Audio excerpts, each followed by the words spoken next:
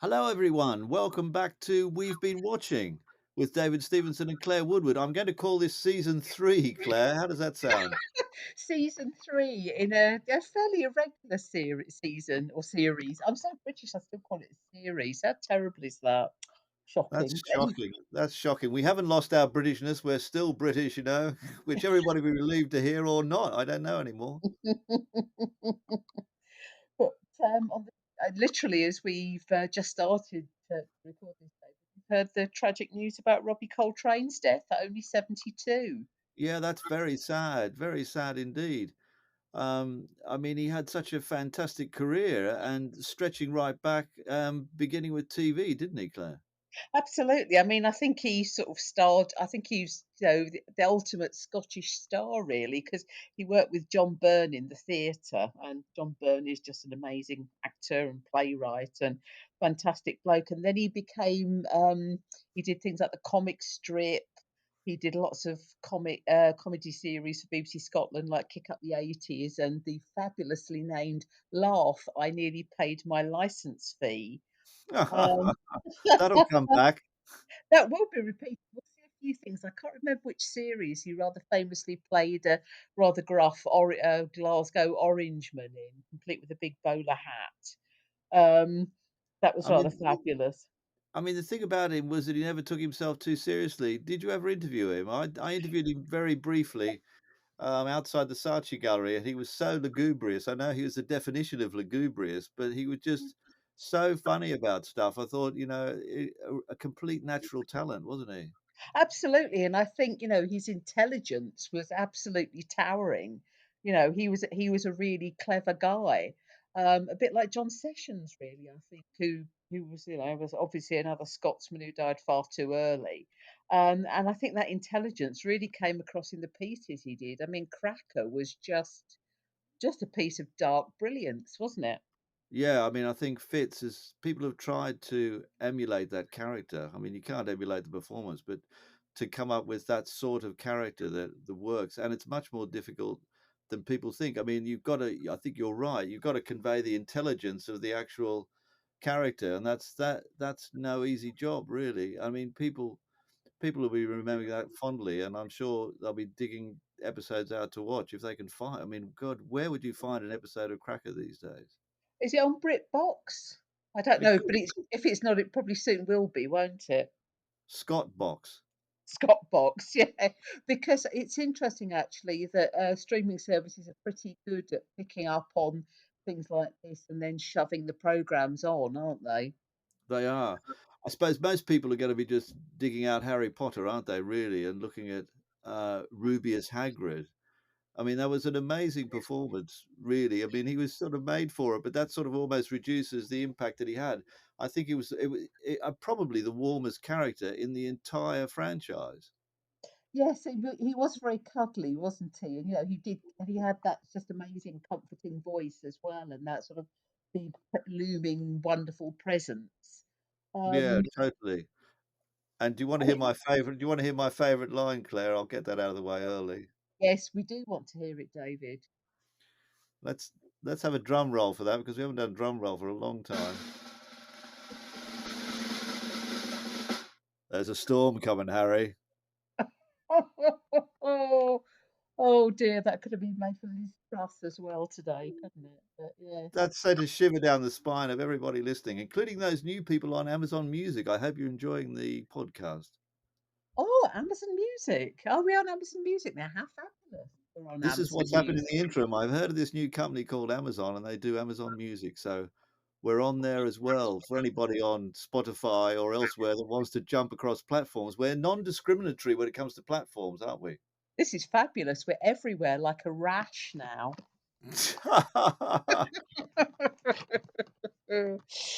Yes, Yes, very yes. good. And I've got some new transitions as well, so we'll try these out. This is number 5. This is quite nice, and we'll get on and talk about some TV. It's a little bit Someone's about Boulder crashing into Andor, isn't it? But anyway, thanks for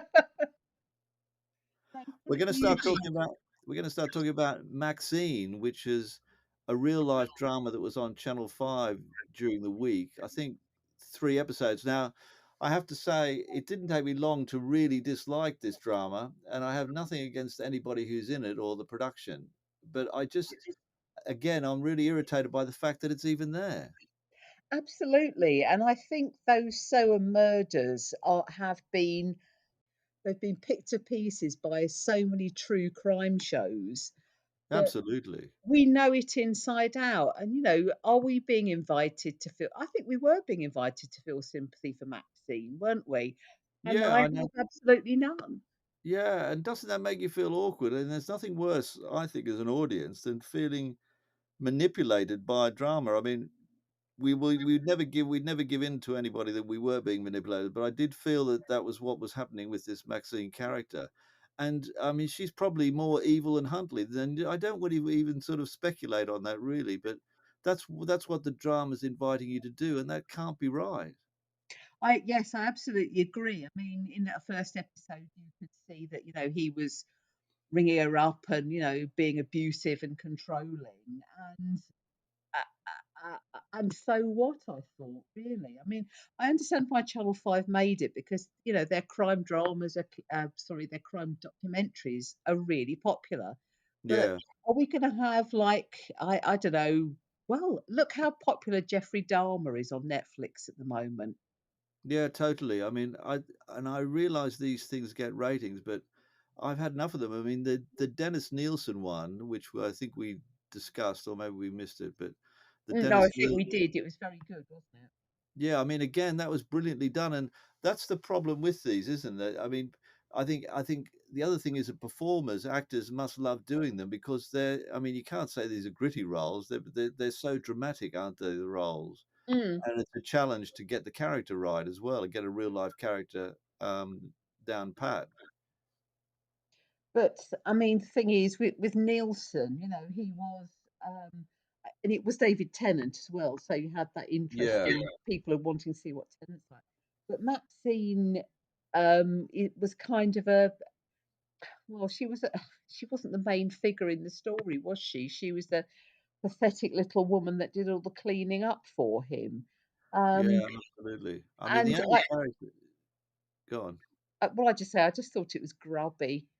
Yeah, absolutely, great word for it. I mean, the only person that came out of the first episode, 'cause I couldn't bear to go on any further, was the journalist. I thought, this is a sort of hero journalist who picked up an inconsistency from Huntley when he started talking about, the 2 victims, and he said but he pointed out, "Oh, I didn't think you'd met them."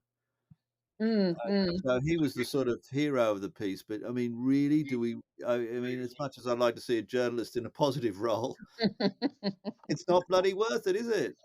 No, and I mean, I just hated it when his daughter kept coming into his office, the journalist, and said, "Oh, let's have a big hug," because Yeah, I mean, obviously all this stuff Solicitor is had just gone.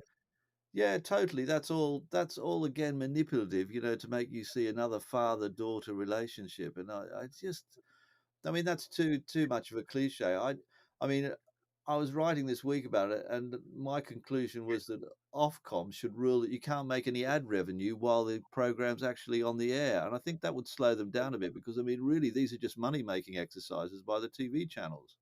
Absolutely, and again, this one was over 3 consecutive nights, wasn't it? And Yeah. it's not a story worth telling over 3 consecutive nights, is it? I just I just hated every minute of it. It was just so why are we remembering these people? Let's remember, and ironically, we didn't see much of the girls who were murdered or anything to do with the murder. Why can't we remember these poor young kids as opposed to the people who murdered them and who abetted their murderers? Yeah, totally. All we're doing is we're memorializing serial killers, aren't we? That's what we're doing with all these programs. We're not doing anything about the making the victims stand out, in any sort of a way. I mean, of course, that was what they saw, obviously, as a virtue when they were making it. We're not gonna, one, show the crime. We're not gonna show the victims in any sort of a way, so that takes away some of the shocking element. And no, it doesn't really. That's just trying to be artistic for the sake of some brownie point, isn't it? Mm, mm. And I mean, I would love to know what the families of the victims of these crimes, which are rehashed time and time again, feel about these, the terrible events that they were involved in. being shown over and over again. I mean, I guess some people find a comfort in it to remember their loved ones, but boy, oh boy, it must be very hard to move on.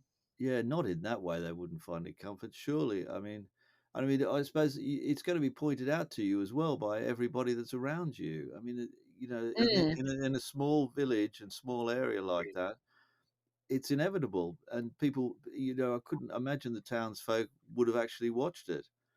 But, Mm, mm. whenever you question broadcasters about this thing, and they say, "Oh, we always went to the family, and they were absolutely fine about it." But, of course, the reality is that no family of a horrific crime can do anything about it. They're pretty powerless if someone wants to make a drama. Yes, that's interesting. It's all public domain, and it's under the name of this is fiction. And I mean, obviously the Maxine thing really was fiction. We don't largely know what went on.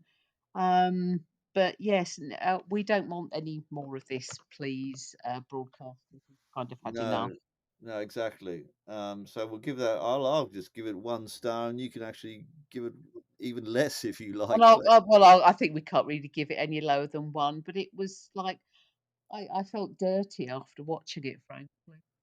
and I think as far as actors are concerned, there's any actors listening on Amazon Music. Now, no, I'm not sponsored by them.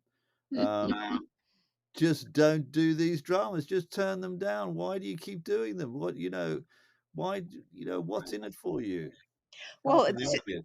yeah, well, everybody needs a remuneration, but this is what was I was thinking about when I was watching the final 3-episode series of The Rise of the Nazis on BBC Two this week. I just wonder what people think when they get asked to play Adolf Hitler in a recreation. Do they enjoy it? Are they flattered? Do they Well, think, they're "Oh the no, ultimate not serial again"? that's the ultimate serial killer performance, isn't it? Absolutely.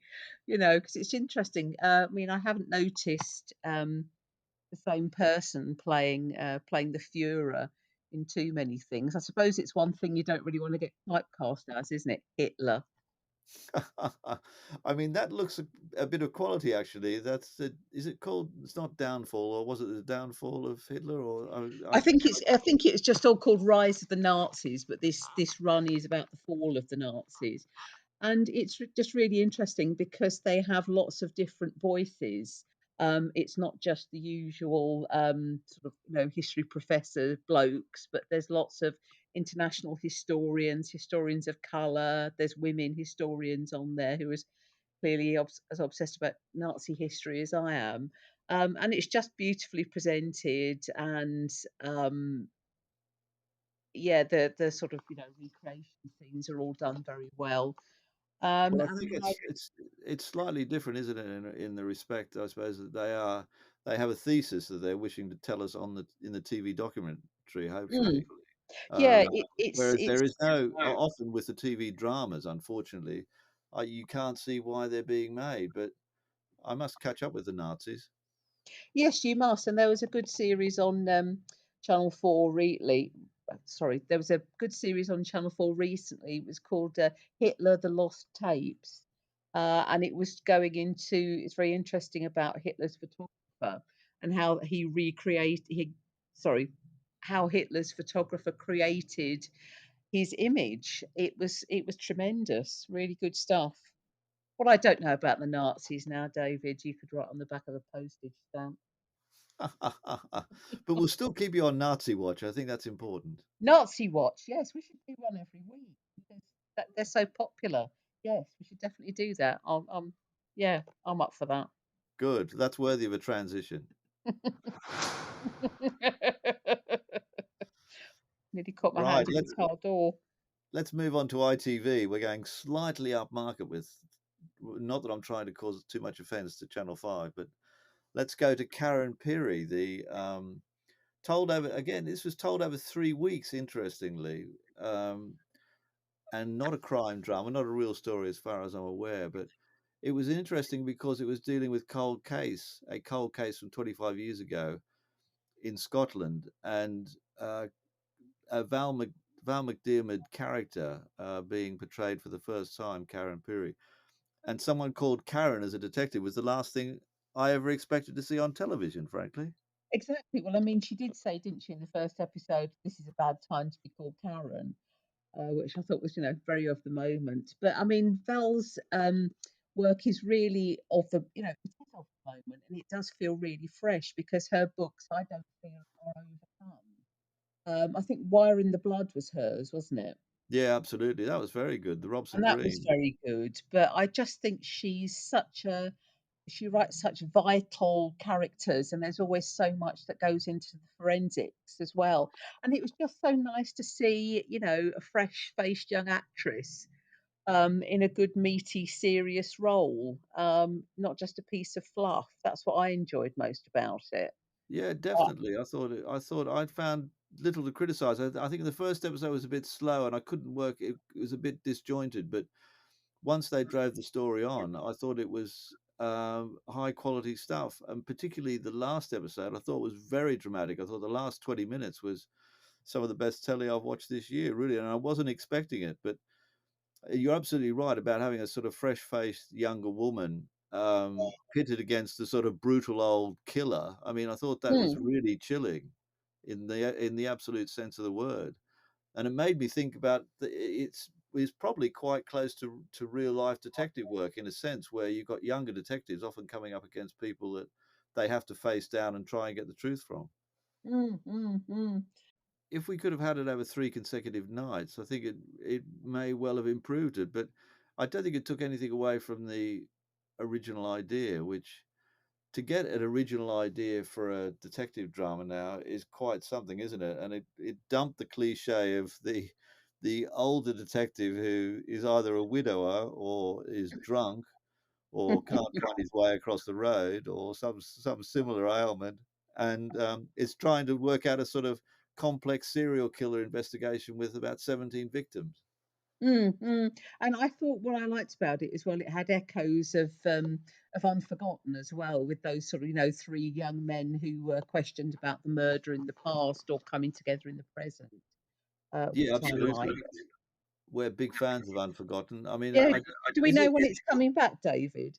I don't, but it did make me think of that because that's such high I mean, I think the storytelling's slightly better in Unforgotten, Mm, um, mm.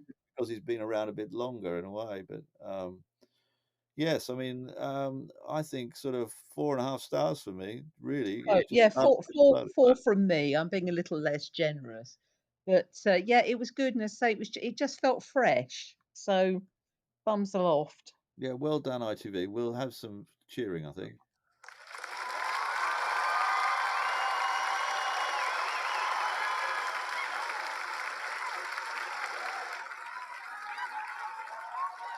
Right, and then some.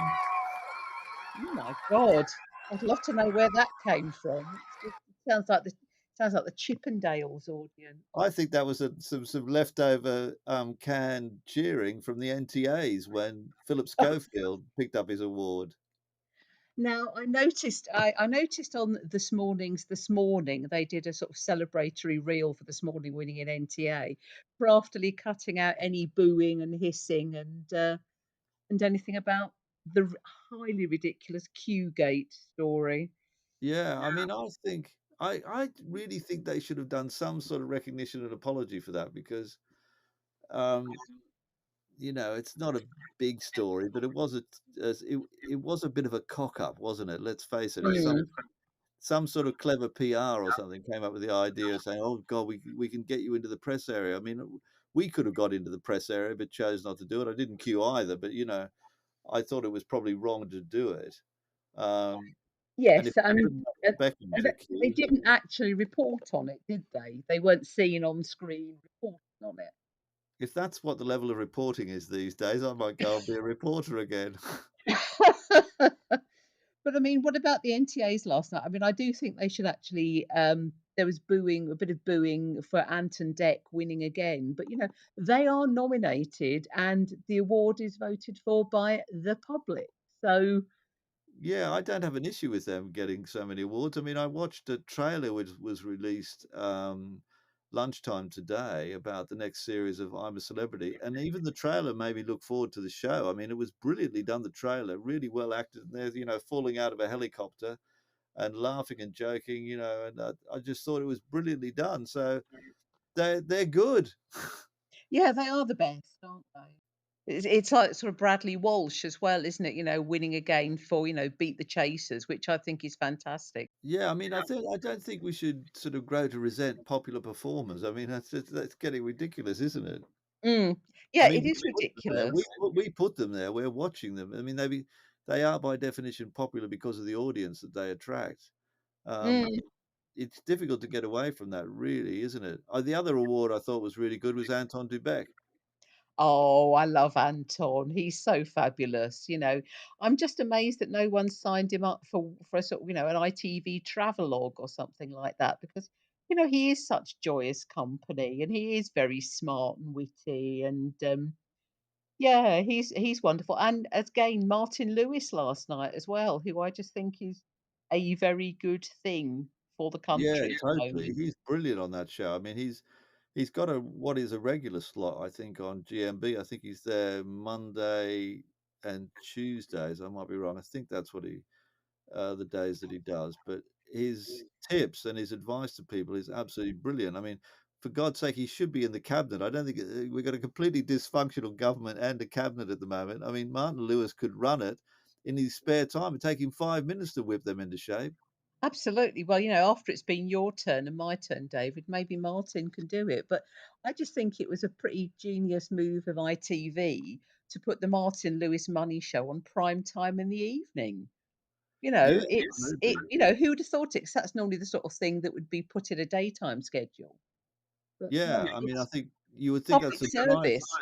the driest thing, and of course, it is a dry subject when people are trotting along nicely. They've got a job which pays them well. They can afford to heat their house. I mean, that's the sort of stability that we all crave at the moment, but we don't have that. I mean, this week I caught up as a sort of rough old segue, caught up with another episode of the Boris Johnson drama, This England. I don't know whether you caught any of that, have you, Claire? No, I haven't. No. I'll be interested to hear what you have to say, David. Well, the drama, I really enjoyed the first episode. I thought the first episode terrific because I love Kenneth Branagh and anything he does really, and his performance wasn't an imitation. It was, done from, the solar plexus, if you like. So it had some meaning to it of this sort of, you know, humanoid quota of Shakespeare sort of philandering and floundering around number 10 trying to get on with government, not particularly well, it has to be said. So I enjoyed that more than anything. I know a lot of people didn't, but I'm in episode 3 now, and it's become incredibly bleak and grim about COVID, as you would imagine. And it's sort of a documentary with a tiny bit of drama uh, tacked onto it. I'm not sure it's still working, so I'm getting increasingly disappointed with it. And I'm thinking, of course, I'm now nostalgic for Boris Johnson, something that I never thought was actually going to be possible. Yeah, it's tragic, isn't it? Absolutely tragic. I'm sure maybe Liz Truss, the drama, will be along in a few weeks' time when she's out of office because it was a pretty quick turnaround for this England, wasn't it?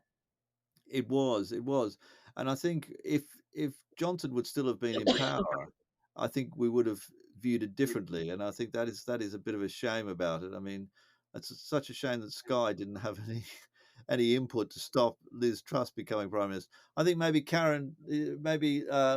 Lauren, is it Lauren Lyle who played Karen Pirie could be a good Liz Truss. God, who would want to play that? Yeah, I mean, yes, exactly. I mean, I think the Daily Star have a thing online, which they've got a live webcam on a picture of Liz Truss and a picture of lettuce, and they're saying which will survive the longest, Liz Truss or the lettuce. So maybe the lettuce could play Liz Truss. Um, for anyone, I don't know whether you caught it, for anyone wanting a glimpse of the royal family this week, I mean, goodness knows somebody's probably sort of craving that. They could have caught up with what was quite a decent documentary on raising the Mary Rose, probably the biggest salvage operation ever but the whole documentary was about sort of minor scrapping between the Royal Engineers and the Mary Rose Trust, which they'd all captured on film, which I thought was brilliant. And it had been lost somewhere, and Channel 4 unearthed it. That's interesting because when the Mary Rose came up, it was part of a. If you're a kid at the time, I think it was featured quite a lot on Blue Peter, so a lot of people will remember that with fondness. But clearly, I think the world of arts, culture, and heritage can get quite vicious, really, underneath all those tweed jackets. Well, they were determined. It got so heated, and I mean, you're basically having people, well-meaning people within the charity, trying to organise the crane at various points until the crane master refused to take any further instruction from him. I'm not surprised, really. The crane master. Oh dear. Hello, I'm the crane master of Togmore. Yeah, does that come out of, I don't know, a Game of Thrones thing? I am the crane master or something. I think this would be an episode where Togmore would sort of become sort of hideous animal and sort of start stalking the earth. Really, I look forward to that. Yeah, that'll be new and exciting. But in my search for television this week, and it did get a bit grim in the middle of the week, I found myself looking at an old Poirot and an even older Maigret. I mean, do you find yourself on Talking Pictures very often, Claire? No, not as often as I used to find myself on that particular channel, no, but that's the Rupert, I was gonna say Rupert Everett. Rupert, what's his name that played, Rupert um, Davis. Maigret? Rupert Davis. I mean, that is a classic, and that's like 50s. Yeah, I was 52. I thought, my lord, how much further can I keep going back? I'm going to run out of TV altogether historically. But how But I does it thought, stand up? well, it sort of does. I mean, of course, it takes you a good 5 minutes to get used to black and white, doesn't it? Because you keep imagining, God, I wonder what color that is, and that's quite distracting for about 5 minutes for me. Mm. And particularly when he was sort of because he drinks a lot of wine, Maigret, and I thought, I wonder if he's having white or red, and the pathetically interesting things that you look for in a TV show. But I thought otherwise it really stood out as something that is even though it's quite theatrical, it's still very well acted and well written. So it works, but you're sort of having to overcome a very grainy screen in the meantime. Mhm. And I mean, who'd have thought that it would have been remade with, Rowan Atkinson? Yeah, I think that's where it does stand up because Rupert Davies is a little bit plumper and he's far more believable as a Frenchman. I think that a Frenchman of sort of senior years, let's say. And of Mm. course, the investigations are good. The mystery, that's the other key thing about these. I mean, because it's told in an hour, you can sort of compare it with things like, if you like, Death in Paradise, which is, I think it comes out quite favorably there.